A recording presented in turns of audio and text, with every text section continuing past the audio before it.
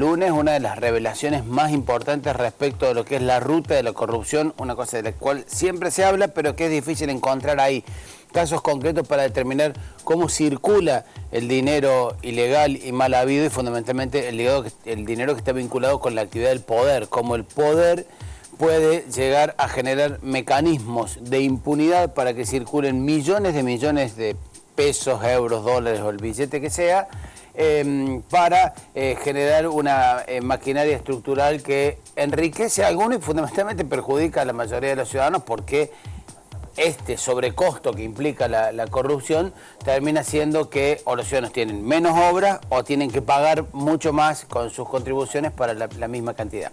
Y ayer, entre todos, bueno, más o menos venían ustedes analizando todas estas repercusiones que se han generado por la aparición de, en este caso de la corrupción, un par de personajes vinculados con el mundo de la farándula. Y ayer este personaje, que aparentemente era, como lo definía Jorge Lanata, uno de los valijeros, uno de los que transportaba el dinero, dijo que había sido toda una especie de puesta en escena y demás, para tratar de engañarlo a Lanata, sin reparar de que había un testimonio, no tomado con cámara oculta, sino un testimonio, una entrevista concedida en ON de un financista de Lascar, que revelaba toda una serie de detalles de cómo funciona este asunto del dinero ilegal. Pero esta cuestión de mezclar la farándula con la política, que no es nueva, que fue una constante en el kirchnerismo y que ahora parece, aunque fue una constante en el menemismo, y que el kirchnerismo, que intentó diferenciarse fundamentalmente de las cuestiones estéticas del menemismo, ahora repite algunos de estos modus operandi. Esta cuestión de transformar esto en un escándalo de la farándula es funcional, por cierto, al gobierno nacional, porque de esta forma desvía el eje de atención. A nivel de escándalo masivo, la cuestión pasa a ser ahora si se separó fulano de Mengano, si tal tenía la Ferrari, era alquilada, si era comprada, si era de tal color o no. Las cuestiones, digamos, laterales y secundarias que hacen a esta cuestión, y me parece que esto es una estrategia de un oficialismo que no tiene ninguna respuesta, y que 48 horas después del silencio más absoluto de las principales espadas políticas trataron de mínimamente intentar descalificar la figura de Lanata. En ningún momento se descalificó el informe en sí mismo, sino y la cuestión más grave, que es cómo se manejan estos empresarios ligados al poder que mueven tanta fortuna. Buscar meterlo en el terreno de la farándula es una manera también de tratar de tapar y de distraer el eje de la corrupción.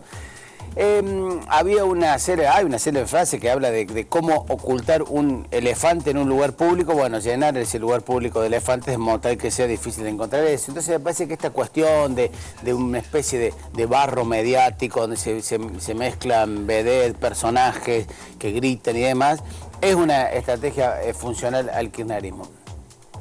Pero acá hay una serie de cuestiones que tienen que ver con que se van conociendo a partir de que hablan personas que eran exfuncionarios, como la que estaba a cargo de la unidad de lavado de dinero y que fue desplazada en el año 2005, en el primer mandato del gobierno de Néstor Kirchner, que ella sostiene que los gobiernos hasta hace un tiempo pedían un porcentaje a las empresas beneficiarias de obra pública o de prestaciones de servicios estatales, le pedían un porcentaje llamado peaje, coima, retorno, cualquiera de estas denominaciones. Y que esto fue cambiando y que ahora varios gobiernos, entre ellos el kirchnerismo, lo que le ofrece a los empresarios es constituir una sociedad de las cuales son socios. O sea, antes el gobernante, vos eras intendente de Santa Rosa de Calamuchita y le pedías, bueno, déjame tanto para la campaña, tanto para los muchachos, tanto, déjame tanto. Ahora no, constituimos una empresa de la cual vos, intendente, gobernador, presidente, sos el principal accionista a través de este ferro, y te quedás con dividendos monstruosos y millonarios. Y este es uno de los temas más preocupantes de cómo se ha incrementado el volumen, la magnitud de las operaciones que tienen que ver con hechos corruptos en Argentina. Si no, es muy difícil explicar el cambio de vida de muchos funcionarios, no solo a nivel nacional, ¿no? No solo a nivel nacional. Y por eso me parece que este tema de las revelaciones sobre la corrupción está íntimamente engarzado con este proyecto que tanto apuro y premura tiene el kirchnerismo de aprobar de la reforma del Poder Judicial en busca de disciplinar la justicia y en busca de generar mecanismos que le permitan que no haya jueces en condiciones de cuestionar el poder y fundamentalmente de investigar en serio. Porque lo que hemos encontrado que no ha habido en la Argentina prácticamente antecedentes de jueces que se han animado a investigar a gobernantes o funcionarios en el ejercicio del poder.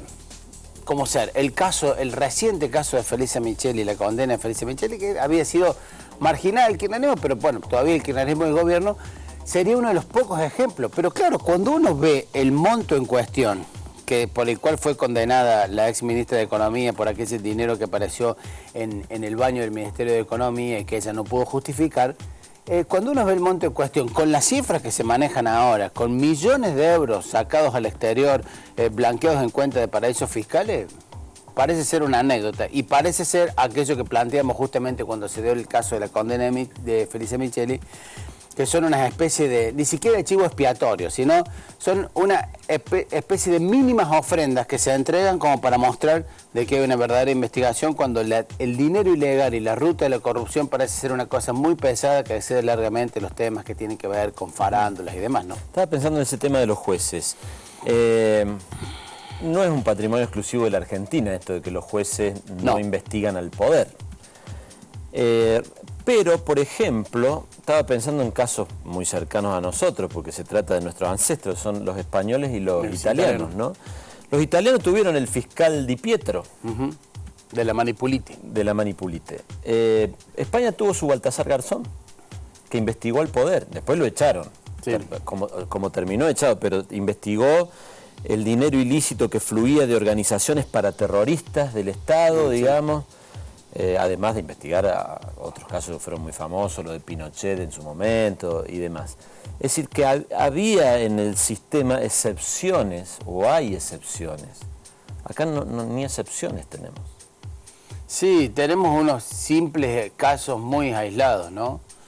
Fíjate vos, el menemismo tuvo como solo caso emblemático de investigación de corrupción a María Julia. Sí, pero después que había pasado. Después que había pasado el huracán. Y el kirchnerismo parece que se va a quedar hasta ahora con Micheli. Medio poco, ¿no? Gracias, Roberto. Nos vemos mañana. Noticias.